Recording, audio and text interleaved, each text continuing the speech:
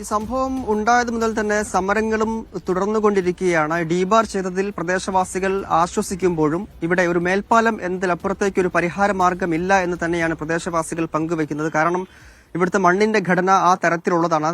ആ തരത്തിലുള്ള ഒരു പരിശോധന നടത്താതെ ഇവിടെ റോഡ് നിർമ്മിച്ചതാണ് ഇപ്പോൾ നമുക്ക് കാണാൻ സാധിക്കും. ഈ തരത്തിലുള്ള ഒരു തകർച്ചയിലേക്ക് കാര്യങ്ങളെ എത്തിച്ചത് എന്ന് പ്രദേശവാസികൾ പറയുന്നു. ഈ റോഡ് നിർമ്മിക്കുന്ന തുടക്കഘട്ടത്തിൽ തന്നെ വലിയ ആശങ്കകൾ, എന്ത് സംഭവിക്കാമെന്നുള്ള കാര്യം കൃത്യമായി തന്നെ ഈ KNR കമ്പനി അധികൃതരോട് പറഞ്ഞിരുന്നു, KNR കൺസ്ട്രക്ഷൻ കമ്പനിയോട് പറഞ്ഞിരുന്നുവെന്നാണ് പ്രദേശവാസികൾ പറയുന്നത്. മുഖവിലക്കെടുക്കാതെ പ്രവർത്തനം തുടർന്നതാണ് ഈ തരത്തിലൊരു അപകടത്തിലേക്ക് എത്തിച്ചത്. അപകടം ക്ഷണിച്ചു വരുത്തിയ അപകടം എന്ന് തന്നെയാണ് പ്രദേശവാസികൾ പങ്കുവെക്കുന്നത്. ഇപ്പോൾ ഈ സമരസമിതി ചെയർമാൻ മുസ്തഫ കൂടി നമ്മോടൊപ്പം ചേരുന്നുണ്ട്. അവർ കഴിഞ്ഞ ദിവസം വിദഗ്ധ സമിതി എത്തിയപ്പോൾ അവരോട് സംസാരിക്കുക കൂടി ചെയ്തിരുന്നു. എന്താണ് ഇപ്പോൾ ഡീബാർ ചെയ്തിരിക്കുകയാണ് KNRCയെ, എന്താണ് നിങ്ങളുടെ പ്രതികരണം? അതിൽ ഞങ്ങളെല്ലാവരും വളരെയധികം സന്തോഷമുണ്ട്.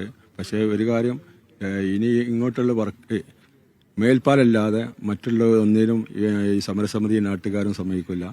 ഇതുപോലെ ഇനി ഒപ്പിച്ച് ചെയ്യാമെന്ന് അതിനെ സമ്മതിക്കില്ല.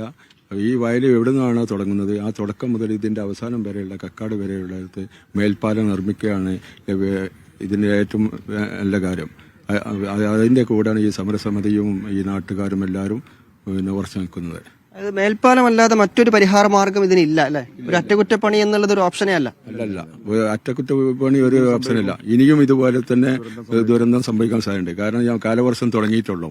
ഈ കാലവർഷം വന്നാൽ ഈ രണ്ട് ഭാഗത്തു നിന്ന് വെള്ളം നന്നായിട്ട് കയറിയിട്ട് ഇനിയും വളരെയധികം ദുരന്തം സംഭവിക്കാറുണ്ട്. അതുകൊണ്ട് മേൽപ്പാലല്ലാതെ മറ്റു മാർഗമൊന്നുമില്ല.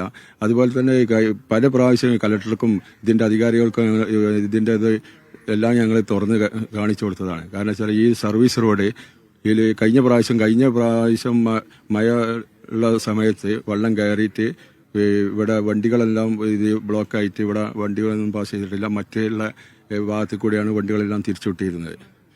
അപ്പോൾ ഇത് കണ്ടിട്ടാണ് ഞങ്ങൾ ഇതിന്റെ 3 വർഷമായിട്ട് ഞങ്ങൾ സമരം തുടങ്ങിയ കുളപ്പുറം ജംഗ്ഷനില് അവരൊരു പാലം നിർമ്മിച്ചിട്ടുണ്ട്. അത് ഷംസീർ, ഒരു നിമിഷം ഷംസീർ, ഞാൻ തിരികെ വരാം. ഇപ്പോൾ